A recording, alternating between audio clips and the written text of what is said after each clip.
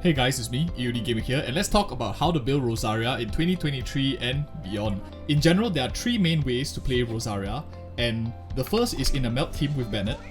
And the second team is, for example, like in a freeze team, and I find she works really well with Kokomi since both the jellyfish and her spear combos really well. The last team that most players will be playing Rosaria in is in a physical related team to buff a physical carry, like for example Eula. All three different team comps makes her build very differently, and let me explain why and talk about her builds for each of them. Now let's talk about the most straightforward for now.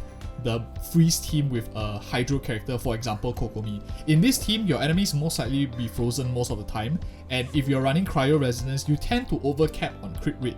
What this means is you want to have very low crit rate, and also because Blizzard Strayer, if you're running a 4-piece Blizzard Strayer, which I recommend for a freeze Rosaria team, you definitely get enough to overcap on crit, considering that Rosaria's passives also gives extra crit rate. What you will want to focus on is going more of a 4-piece Blizzard Strayer artifact set and running a crit damage weapon or an energy recharge weapon. Like for bonus lands, you could run a Black Cliff Polearm, or you could even run Missive Wind Spear to give you the attack substat as well. If you're running her in a more supportive role, for example to support a physical DPS like Eula for example, she's mainly there to help proc Superconduct continuously, as well as also giving a little bit of off-field damage and buffing crit rate for the main damage dealer. So in this case, you want Rosaria to actually stack a little bit more crit rate in a physical team, since she's more used as a supportive role and also a little bit on a damage dealing role. In this case, you might want to consider going with a death match if you want to just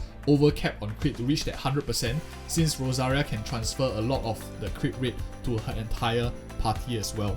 And if you want uptime on her burst, you also want to consider getting enough energy recharge to make sure you hit that 60 energy cost. In terms of artifacts, I do think that you could consider a combination of a 2-piece to have your resource requirements very low. You could even run, for example, a 2-piece Noblesse and a 2-piece Emblem of Severed Fate. Very general set that gets the job done pretty well.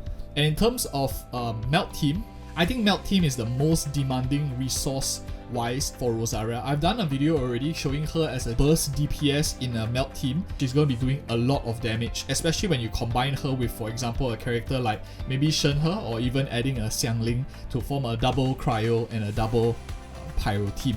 And in this sense, the weapon that you could definitely use is you could run the Dragon's Bane to give you that very good elemental mastery set, together with the additional damage when the enemy is afflicted by pyro. You could run the set that I have here, a 2-piece Noblesse, 2-piece Blizzard Strayer. Of course, what is actually much better, and for those of you who really want to min-max, is actually a 4-piece Lava Walker set, which is very unorthodox but very effective because it gives you even more damage when your opponents are afflicted by pyro. If you guys like such straight to the point content, do like and subscribe, and consider checking out these other videos on Rosaria, which I think that you might like too. See you in the next video.